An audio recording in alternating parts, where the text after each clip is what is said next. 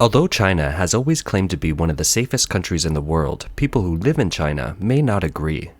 The Ministry of Public Security introduced that in 2020, China's National Public Security Index reached 98.4%, making China one of the safest countries in the world. In this video, we will not discuss serious safety issues, but just focus on the relatively small problems for Chinese people, namely thieves in China.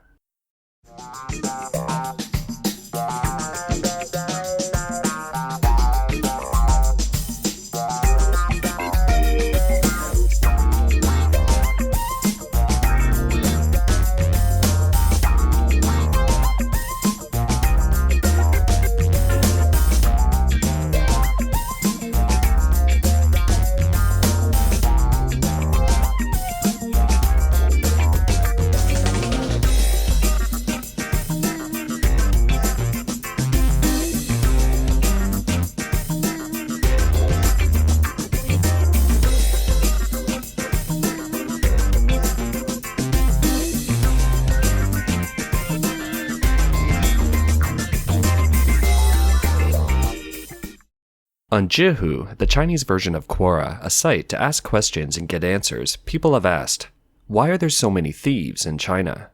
One responded, there are so many thieves in China, especially on buses and in shopping malls. If you get stolen after reporting the theft, the police don't bother to check the surveillance cameras, they just do a report. It feels like a lot of police are just muddling through, taking taxpayers' money and not doing anything.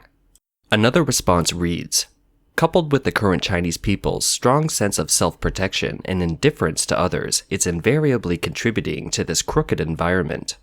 One reply is, security is really a problem. Thieves are everywhere, even when one is sleeping in the middle of the night. It's useless to call the police, mainly because they don't do anything about it. Thieves are getting bolder. As ordinary citizens, we can't afford to mess with them. We can only be scared and fend for ourselves. As a result of this atmosphere, there are more burglars in China. Many are working in a gang, using different methods and as a group, making it difficult for the public to be on guard.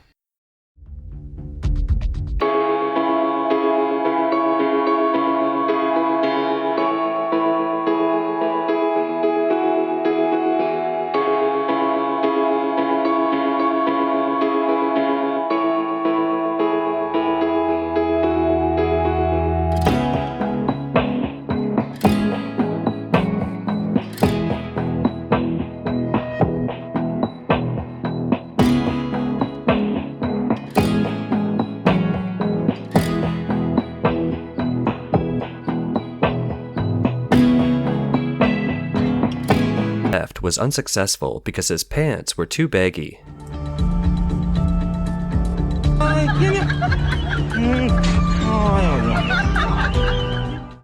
Why do people who steal prefer loose clothes?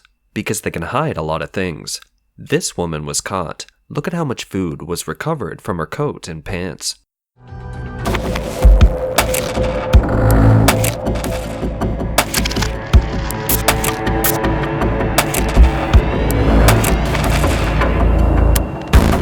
This woman was caught stealing food from a takeout box. Take a look at how she reacted.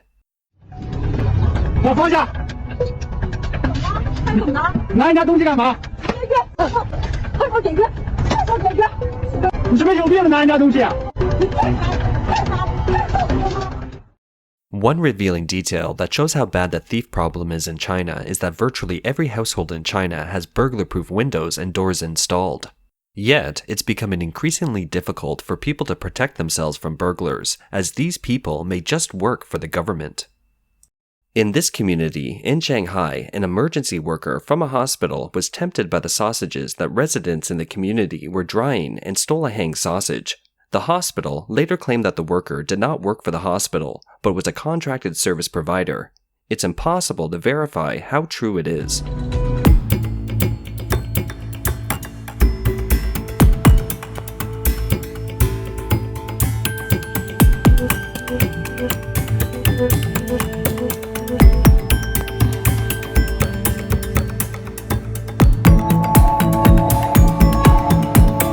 Filmed by the car behind.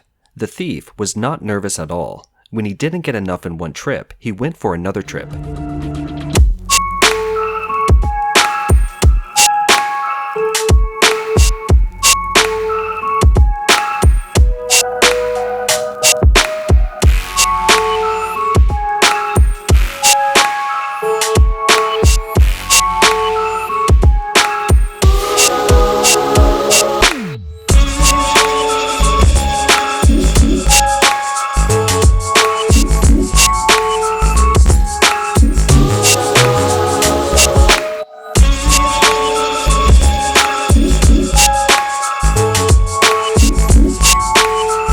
A unique phenomena has emerged, that is, thieves taking on the task of anti-corruption against government officials.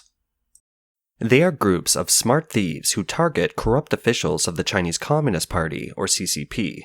This is because they know that corrupted officials receive their money from unknown sources. Even when their homes have been stolen, they are afraid to report for fear of attracting attention in the ongoing anti-corruption campaign. But there are always exceptions. For example, in July 2021, a senior provincial official was sentenced to more than 10 years in prison. His fall was a direct result of two burglars who broke into his home in 2015. His wife was home at the time, so the burglary turned into a robbery. After the crime, the man immediately called the police. The police were very efficient this time, catching one burglar in one day and a second 2 years later. However, because the case involved more than $200,000, public opinion was highly suspicious that the official's money was illegally obtained. Both the husband and wife were subsequently investigated.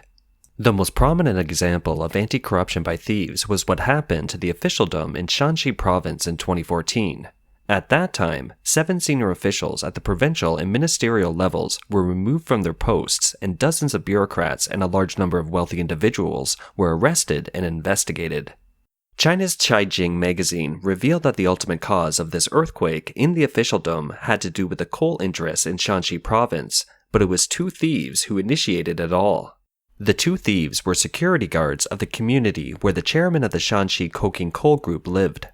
As they often delivered things to the chairman's home, they found some items that felt particularly heavy and suspected that the family had hidden valuables because the gifts were not like the tea or mooncakes as shown on the package. In 2011, the 2 security guards stole close to $8 million from the home. However, they were immediately arrested by the police. They were later escorted to Beijing to assist the central government's investigation. This then set off an uproar in Shanxi's political and business circles. Despite all the cover-ups, there are always times when the officials are not so lucky. In September 2011, several thieves used a jackhammer to pry open the burglar-proof windows of the home of a local government top official and stole a sum of cash and left. The official didn't report the burglary. Had the thieves not been caught, nobody would have known about it. It turns out this group of thieves specialized in targeting government officials at the county level and were arrested by the local police in 2012. The victimized official told the police after listening to the report, "I have been robbed, but not as much as you said, just a few $1,000s." The police hastened to conspire with the thieves to revise the statement. The original amount of theft was reduced from over $160,000 to $950. One might ask, what would happen to the cash stolen from the officials? The answer is some of it was seized by the head of the local public security bureau and became his own personal property. A year later, the thieves in prison heard that some of the officials they had stolen from were being investigated. Fearing that the officials would confess before they did, the thieves retracted their earlier confessions in court.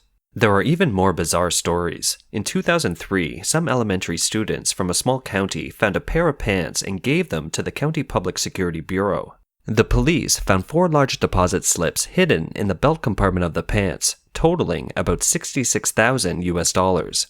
It turns out that the pants were stolen by a thief from an official who was napping. The thief took the cash and tossed the pants. Because of the pants, the official was found to have accepted illicit cash of $790,000 and was sentenced to 11 years in prison. Who can these seemingly unlucky CCP officials blame? Perhaps they can only lament the fact that there are so many thieves in China. In traditional Chinese culture, theft has always been regarded as an immoral act. It was recorded in ancient historical texts that Confucius, the founder of Confucianism, was very thirsty when he passed by a spring. But because the name of the spring was Pirate Spring, he endured his thirst and refused to drink this water. A man with lofty ideals does not drink the water of a pirate spring has become a motto for countless people to remind themselves to stay vigilant in personal conduct. A traditional elementary textbook for children from the Qing dynasty named Rules for Students stated, "When using other people's things, one must ask for permission explicitly. If one doesn't ask, then it is stealing." The contrast between traditional Chinese beliefs and values and the current reality of China under the CCP regime is very clear.